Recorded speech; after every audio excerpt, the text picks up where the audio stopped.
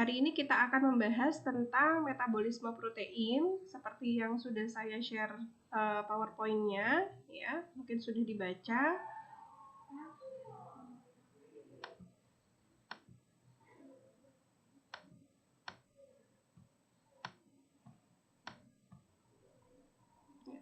PPT saya sudah muncul ya, Mbak ya? Sudah, Bu. Oke.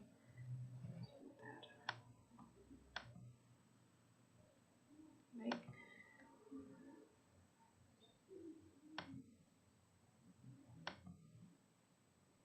Sebentar ya.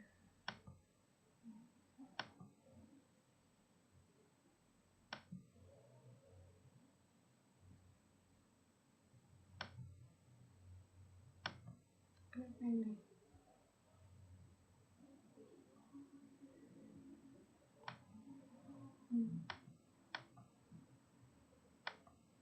Ya.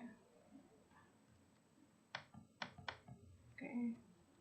Baik, oke, saya mulai. Di sini saya akan menjelaskan dulu tentang metabolisme protein ya. Minggu kemarin kita sudah belajar tentang protein. Apa itu protein, kemudian jenis-jenisnya, strukturnya, kemudian klasifikasi protein berdasarkan strukturnya, berdasarkan fungsinya, dan banyak sekali kita sudah kenal semuanya.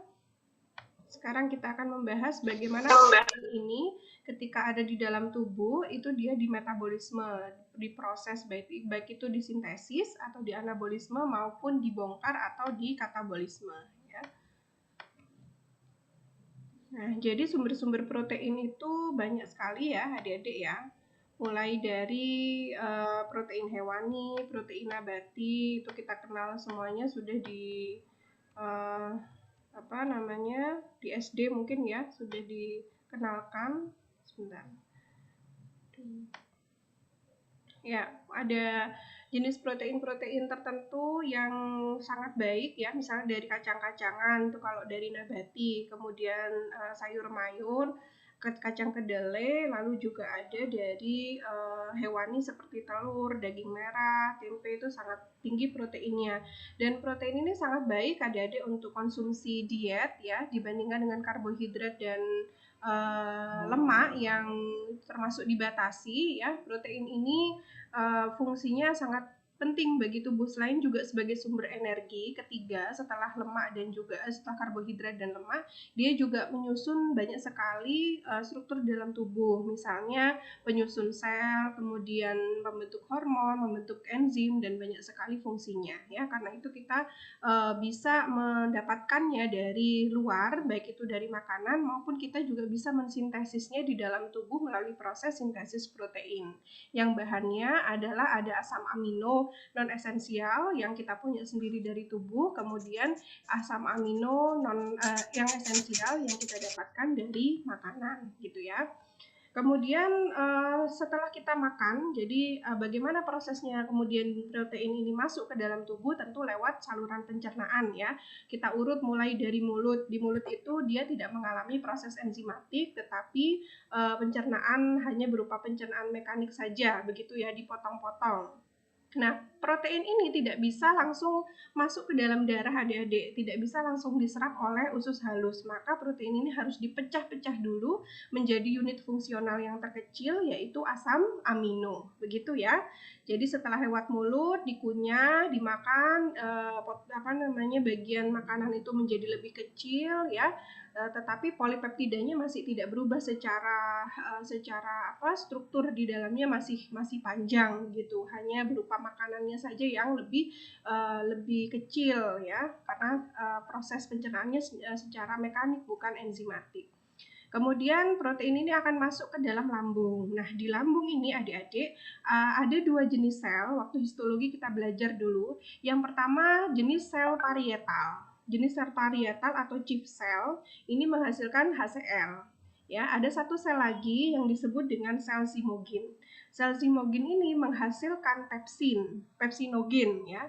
Pepsinogen ini merupakan enzim pepsin yang belum aktif ya. Jadi dikatakan dia sebagai zimogin atau enzim yang belum aktif gitu. Nah, kedua sel ini saling bekerja sama ya. Jadi si sel parietal menghasilkan HCl, kemudian sel simogen menghasilkan pepsinogen, di mana fungsinya daripada HCl itu adalah mengaktifkan enzim pepsinogen menjadi pepsin. Dan pepsin inilah yang digunakan untuk memecah polipeptida rantai panjang menjadi protein yang lebih sederhana, gitu ya. Selain untuk mengaktifkan pepsinogen, HCl itu juga bisa menghidrolisis protein menjadi senyawa yang lebih sederhana juga ya, secara fisik. Jadi dia memecah ikatan-ikatan peptida yang ada di protein tersebut gitu. Kemudian setelah menjadi protein yang lebih sederhana ya, protein ini nanti akan masuk ke dalam usus halus ya. Di dalam usus halus dia akan ketemu dengan enzim, antara lain ada dua, yaitu tripsinogen dan juga kemotripsin ya. Tripsinogen dan kemotripsin sama seperti pepsinogen, dia masih bentuk tidak aktif atau kita sebut dengan zimogen. Dia harus diaktifkan dulu. Jadi nanti tripsinogen akan aktif menjadi tripsin, kemudian kemotripsinogen akan aktif menjadi kemotripsin. Ya, jadi nogen-nogennya ini hilang. Ya, kalau hilang berarti menjadi aktif. Siapa yang mengaktifkan tripsinogen dan kemotripsinogen? Dia adalah enzim juga yang disebut dengan enzim enterokinase. Ya, enzim enterokinase ini dihasilkan oleh dinding-dinding usus halus ya. Sama seperti kalau tripsinogen dan kemotripsinogen ini dihasilkan oleh sel beta pankreas, sedangkan enterotoksin dihasilkan oleh dinding usus halus gitu ya. Nah, setelah aktif tripsinogen menjadi tripsin, kemudian kemotripsinogen menjadi kemotripsin, maka keduanya ini akan berperan juga di dalam proses hidrolisis polipeptida menjadi protein yang lebih sederhana, begitu ya. Kemudian ini masih rantainya ada beberapa, jadi asam amino ini belum terbentuk satu begitu ya, masih ada 3 rangkai, 4 rangkai begitu. Jadi ada ikatan walaupun pendek, ini masih yang dihasilkan di usus halus. Kemudian setelah itu ada satu enzim lagi yang nantinya mengubah protein yang sederhana, yang sudah sederhana menjadi unit fungsional terkecil, yaitu asam amino ya. Nah, enzim apa itu? Enzim peptidase namanya ya, enzim peptidase. Enzim peptidase ini nama lainnya adalah enzim erepsin ya. Enzim peptidase ini ada dua jenis adik-adik. Ada aminopeptidase dan yang kedua adalah ada karboksi peptidase. Gitu ya. Kita kemarin belajar strukturnya asam amino. Jadi asam amino itu ada gugus aminonya, ada gugus karboksilnya, kan begitu ya. Nah, untuk memecah beberapa asam amino yang gandeng-gandeng ini kan harus dipotong bagian gugus karboksil dengan asam amino dari gugus amino dari asam amino berikutnya ya. Jadi ini asam amino. Lengan sebelah situ gugus karboksil ya, lengan sebelah sini gugus amina ya. Nah, gugus amina ini akan berikatan dengan gugus karboksil dari asam amino berikutnya, seperti itu. Nah, ikatan ini harus dipecah begitu adik-adik. Untuk bisa memecah ini diperlukan adanya enzim peptidase. Ya, peptidase ada dua jenis. Ada yang disebut aminopeptidase, nanti dia yang akan memotong gugus aminnya ya. Ada enzim karboksi peptidase yang akan memotong gugus karboksilnya. Begitu ya. Ya, jadi mudah saja, sehingga di usus halus itu nanti kita akan mendapatkan asam amino tunggal ya, satu unit asam amino itu. Nah, baru asam amino itu akan bisa diserap oleh usus halus. Kalau bentuknya masih berupa protein atau protein sederhana ya, masih ada gandeng-gandeng walaupun pendek, itu tidak bisa diserap oleh usus. Yang bisa diserap oleh usus kalau sudah protein ini dipecah menjadi asam amino ya. Enzim-enzimnya sudah saya jelaskan tadi. Yang terakhir yang akan mengubah protein sederhana menjadi asam amino itu adalah enzim peptidase. Oke. Nah, kemudian setelah diserap ya, diserap ini prosesnya absorpsi berarti ya. Nanti akan kemana si protein ini? Protein ini akan masuk ke dalam aliran darah dan menuju ke tempat-tempat atau organ-organ lainnya seperti hepar, kemudian jaringan tubuh lainnya, otot, ada juga yang ada di dalam sel. Kalau di dalam sel berarti masuk ke dalam organ, ada juga yang tinggal di dalam darah, ada juga yang di cairan tubuh gitu ya, ada di cairan tubuh. Jadi ada 3 tempat, ada di dalam sel, berarti nanti mungkin masuk ke dalam hepar, masuk ke dalam sel otot, masuk ke dalam sel tubuh, ada yang di dalam darah ya, ikut dengan aliran darah karena harus ditransport ke sana kemari, dan yang satu lagi adalah di cairan tubuh ya. Di cairan tubuh ini bisa di intrasel, kalau di intrasel berarti di dalam sitoplasma, ada yang di ekstrasel. Kalau di ekstrasel berarti cairan-cairan di antara sel-sel. Itu kan ada cairan juga ya, adik-adik, namanya cairan ekstraseluler. Itu pun juga ada asam amino yang tersebar di seluruh tubuh kita. Nah, ini secara umum yang sudah saya jelaskan tadi ya, gambar skematisnya sudah jelas tadi ya. Dari yang akan masuk ke dalam tubuh, ke dalam sel maupun ke dalam darah ini berupa asam amino, unit sederhana ya. Nanti asam amino tempatnya ada yang di dalam sel, tadi di dalam ekstrasel, ada juga yang di dalam darah. Nah, semua yang tersebar ini akan mengalami proses-proses metabolisme protein ya, adik-adik. Yang pertama ada yang dia masuk ke dalam siklus Krebs, juga menghasilkan energi. Mungkin masih ingat tadi waktu minggu kemarin kita juga belajar di lipid ya, bahwa selain karbohidrat, lipid dan protein pun juga bisa menghasilkan energi. Dia masuknya di 2 tempat ya. Kalau protein itu ada di dekarboksilasi oksidatif dan juga banyak di siklus Krebs ya, atau siklus asam sitrat. Nah, kemudian juga ada nih yang diubah menjadi asam amino lain. Jadi asam amino 1 bisa diubah menjadi asam amino lain, adik-adik. Misalnya alanin menjadi glutamat, itu bisa ya, sesuai dengan kebutuhan. Misalnya kita kelebihan alanin tapi kita lagi butuh glutamat gitu ya, maka asam amino alanin akan diubah menjadi glutamat. Itu proses kedua.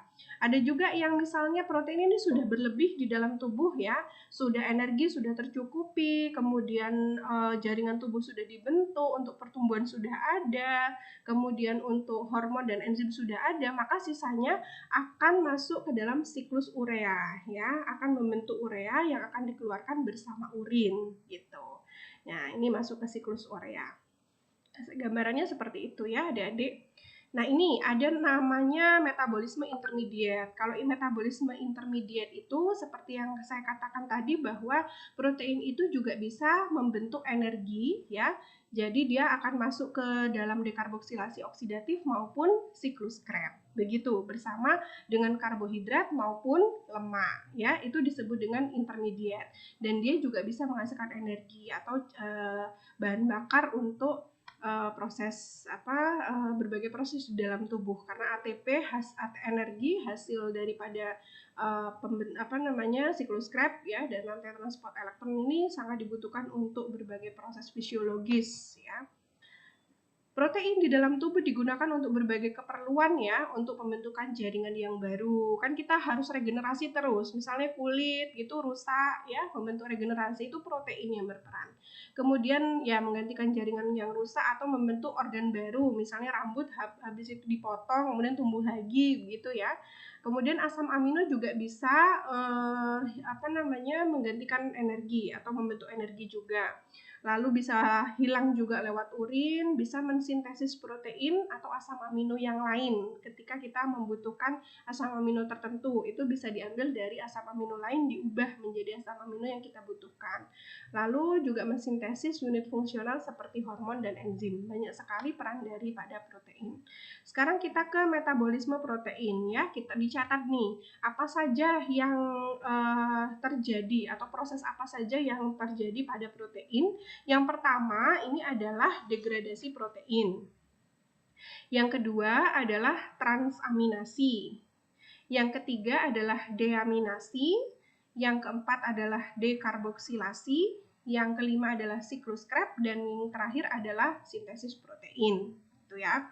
Nah, untuk proses yang pertama, degradasi protein ini sudah saya jelaskan tadi ya, di mana degradasi protein ini merupakan proses perombakan protein yang rantai panjang menjadi rantai pendek ya. Terjadinya di mana? Tentu di sistem pencernaan, mulai dari mulut sampai dengan usus halus yang sudah saya jelaskan tadi. Ini yang reaksi yang pertama dari protein, yaitu tentang degradasi protein. Gitu ya, ini sudah saya jelaskan tadi ya, mulai dari mulut, lambung, usus halus ya, itu sampai membentuk asam amino. Ini proses degradasi protein. Nah, setelah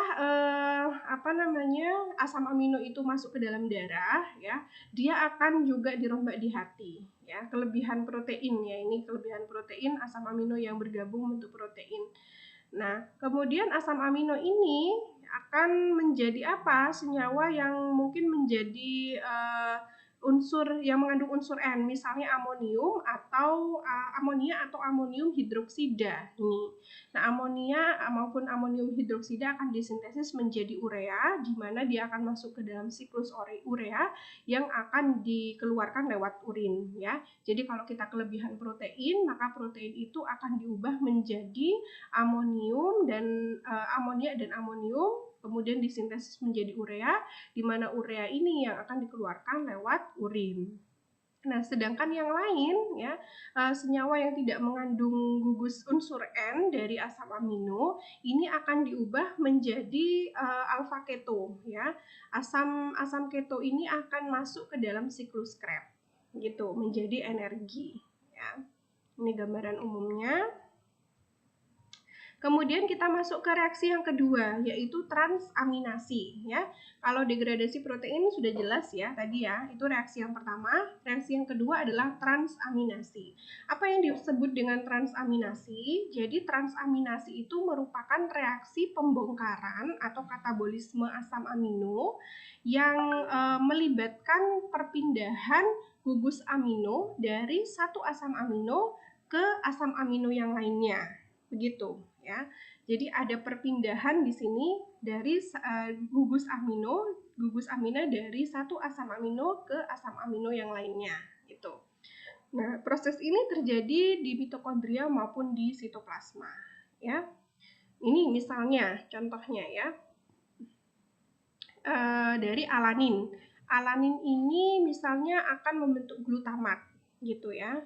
Asam amino alanin akan membentuk glutamat. Maka si alanin ini kan kita misalnya kelebihan alanin ya adik-adik, kemudian kita butuh glutamat, maka dari itu harus diubah dari alanin menjadi glutamat. Dalam proses transaminasi membutuhkan enzim yang disebut dengan transaminase, lalu juga membutuhkan senyawa alfa ketoglutarat, di mana senyawa alfa ketoglutarat inilah yang akan menerima gugus amin dari alanin, kemudian mentransfernya ke glutamat. Ya, jadi dari proses ini alanin akan berikatan dengan alfa ketoglutarat menghasilkan glutamat dan asam pirufat. Ya, glutamat ini nanti akan digunakan oleh tubuh untuk berbagai keperluan, sedangkan asam pirufat ini akan masuk ke dalam siklus Krebs menjadi energi. Itu ya. Nah, ini proses reaksi transaminasi ya. Jadi kita tadi mau mengubah alanin menjadi glutamat ya. Nah, alanin ini nanti akan berikatan dengan alfa ketoglutarat ya, atau alfa ketoasid. Kemudian dengan enzim transaminase ya, karena yang substratnya alanin berarti alanin aminase kemudian diubah menjadi glutamat ya, ini hasil produk akhirnya, dan juga asam pirufat gitu. Jadi dari proses transaminasi ini maka alanin bisa kita ubah menjadi asam amino lainnya, yaitu glutamat, dengan memindahkan gugus aminnya ya, gugus aminnya. dalam reaksi transaminasi ini nanti gugus amino dari suatu asam amino alanin ya dalam hal ini akan dipindahkan ke akseptornya ya. Kita pakai akseptor tadi alfa ketoglutarat gitu ya. Jadi asam aminonya gugus amin dari alanin akan pindah ke ketoglutarat sehingga nanti senyawa keto akan diubah menjadi glutamat ya. Senyawa ketonya akan diubah menjadi glutamat sedangkan gugus aminonya itu akan diubah menjadi asam keto. Ya, jadi nanti hasilnya adalah senyawa asam amino glutamat ya. Ini kesimpulannya. Jadi asam amino alanin, akseptornya adalah alfa ketoglutarat. Ya. Nah, si alanin ini kan punya gugus amin, ya, NH3 ini. Nah, NH3 ini nanti akan berpindah ke alfa ketoglutarat, ya, sedangkan alaninnya akan berubah menjadi glutamat. Alfa ketoglutarat yang mendapatkan gugus amino dari alanin akan menjadi asam pirufat. Seperti itu ya, adik-adik ya. Nanti glutamat ini akan digunakan oleh tubuh untuk keperluan tertentu, sedangkan asam pirufat akan masuk ke dalam siklus Krebs pembentuk energi. Nah, apakah itu hanya berlaku pada alanin menjadi glutamat, Bu? Tidak. Jadi, semua asam amino pun yang lain pun bisa mengalami proses transaminasi dari satu asam amino membentuk asam amino lainnya, begitu ya. Oke, ini transaminasi. Nah, yang ketiga sekarang proses metabolisme protein yang ketiga yaitu deaminasi. Ya, deaminasi. Apa itu deaminasi? Deaminasi ini merupakan suatu reaksi kimia pada metabolisme yang melepaskan gugus amina dari molekul senyawa asam amino. Nah, gugus amina yang terlepas ini akan dikonversi menjadi amonia, gitu ya.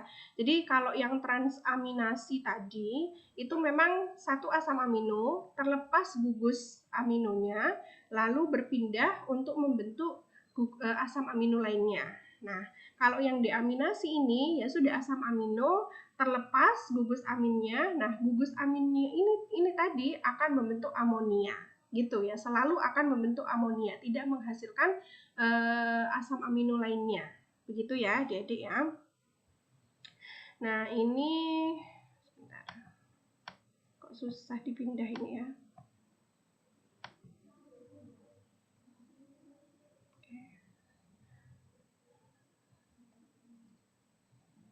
Nah, ini contohnya ya. Jadi asam amino ini apapun ya, mau alanin, mau triptofan, mau asam glutamat ya. Ini ketika dia mengalami deaminasi ya, deaminasi ini terlepasnya gugus amina dari asam amino tertentu di mana gugus amina ini akan membentuk amonia dan alfa keto ya. Nah, jadi ada dua produk di sini. Yang produk utamanya adalah asam alfa keto ini ya. Jadi produknya ada asam alfa keto dan amonia. Jadi amonia dan urea ini produk sampingan. Ya, di mana produk sampingannya ini akan dibuang melalui urin gitu. Sedangkan alfa ketonya itu akan masuk ke dalam siklus Krebs. Nah, jadi ini ya. Proses deaminasi, jadi dari asam amino, nanti dia mengalami deaminasi, yaitu terlepasnya gugus amin, yang kemudian si gugus aminnya ini akan membentuk amonia, sedangkan asam amino yang terlepas gugus aminnya akan berubah menjadi asam alfa ketoglutarat, yang dia akan masuk ke dalam siklus Krebs. Ini ya proses asam deaminasi. Jadi produk utamanya adalah asam keto, di mana asam keto ini akan masuk ke dalam siklus Krebs ya, bisa ke dekarboksilasi oksidatif, bisa ke siklus Krebs. Sedangkan produk sampingannya dari deaminasi yaitu adalah amonia, di mana amonia akan masuk ke siklus Krebs membentuk urea yang akan dikeluarkan dalam bentuk urin. Nah, banyak sekali asam amino yang bisa mengalami proses deaminasi ya. Ini banyak sekali ya, ada yang di kotak itu ya, ada asparagin, aspartat. Kalau asparagin dan aspartat nanti dia akan membentuk asam alfa keto, kemudian ke oksaloasetat, dia akan membentuk oksaloasetat. Sisanya berupa amonium yang akan dikeluarkan lewat urin ya. Kemudian aspartat, fenilalanin, dan tirosin ini akan membentuk asam alfa ketoglutarat, kemudian akan membentuk fumarat ya. Nah, sisanya juga gugus amin yang terlepas akan membentuk amonium juga. Sama semuanya, isoleusin, metionin dan valin ini membentuk suksinil CoA, arginin, glutamat ya, glutamin, histidin, prolin membentuk alfa ketoglutarat ya, alanin dan seterusnya akan membentuk asam pirufat gitu. Jadi produk sampingan dari proses deaminasi, produk utamanya adalah bahan-bahan di dalam siklus Krebs, sedangkan produk sampingannya adalah amonium yang akan masuk ke dalam siklus urea, membentuk urea, lalu kemudian dikeluarkan lewat urin. Ini proses deaminasi ya. Nah, itu ya. Jadi proses yang ketiga, deaminasi sudah selesai, kita masuk ke proses yang keempat dari protein, yaitu proses dekarboksilasi protein gitu ya. Nah, proses dekarboksilasi protein lebih tepatnya adalah asam amino ya. Ini merupakan cara lain dari degradasi asam amino ya, yaitu dia akan membentuk suatu senyawa amin ya, senyawa aminnya. Bagaimana caranya? Jadi begini, asam amino yang berlebih di dalam tubuh itu akan terabsorpsi masuk ke dalam usus besar. Di dalam usus besar dia akan ketemu dengan banyak bakteri gitu ya. Salah satunya adalah bakteri yang memang flora normalnya di situ yaitu Escherichia coli, di mana nanti Escherichia coli akan melepaskan karbon dioksida dari gugus karboksil asam amino tersebut ya dengan senyawa metaboliknya tentunya. Nah, dia akan mengubah asam amino menjadi bentuk aminnya, begitu ya. Jadi si bakteri ini menyumbangkan cairan metabolismenya, di mana cairan metabolismenya ini berupa enzim-enzim dekarboksilase yang akan melepaskan gugus karboksil dari asam amino tersebut, sehingga asam amino tersebut akan berubah menjadi bentuk aminnya gitu ya.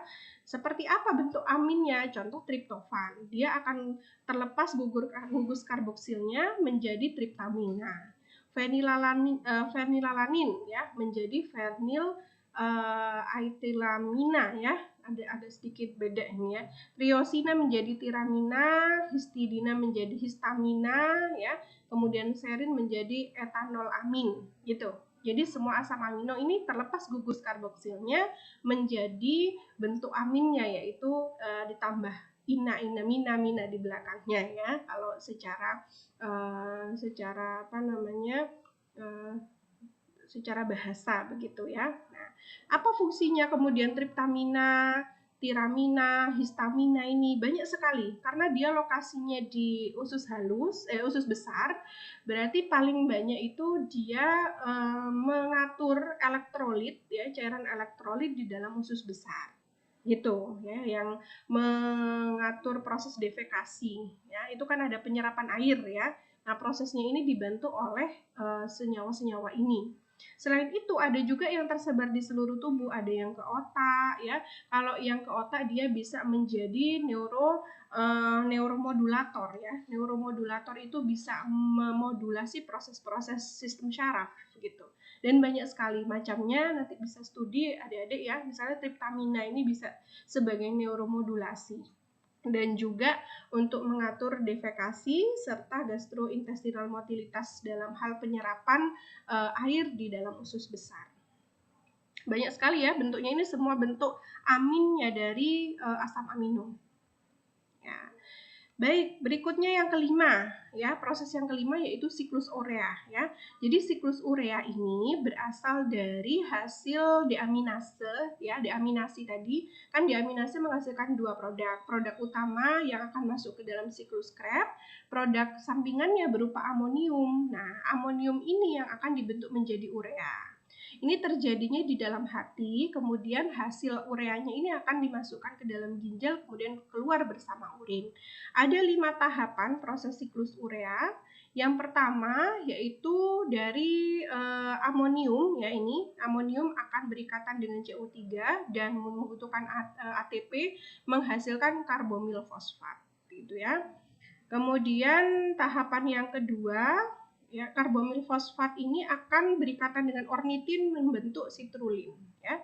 Dari sitrulin tahap ketiga dia akan berikatan dengan aspartat, ya. Nah, aspartat kemudian membentuk dan H2O menghasilkan H2O dan juga argininosuksinat, ya. Lalu dari argininosuksinat lalu kemudian pecah menjadi fumarat dan arginin. Dan arginin ini akan pecah menjadi ornitin dan urea. Dan urea inilah yang akan dikeluarkan bersama ginjal. Ini proses umumnya mulai dari tahap 1 sampai dengan tahap 3 dan masing-masing tahap 5, ya. Dan masing-masing membutuhkan enzim-enzim tertentu.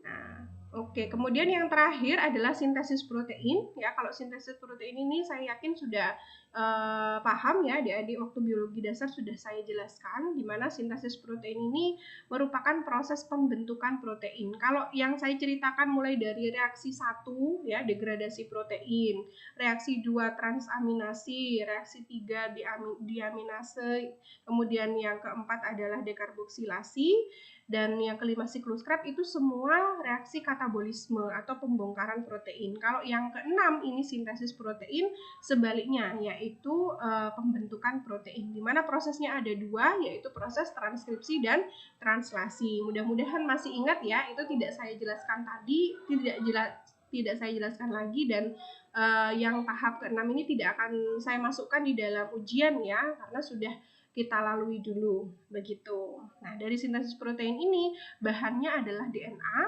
kemudian dengan proses transkripsi, ya, dari DNA ini menghasilkan mRNA. mRNA ini akan keluar dari nukleus menuju ke ribosom, di mana di dalam ribosom dia akan melalui proses translasi membentuk asam amino, dan asam amino ini kemudian akan membentuk protein.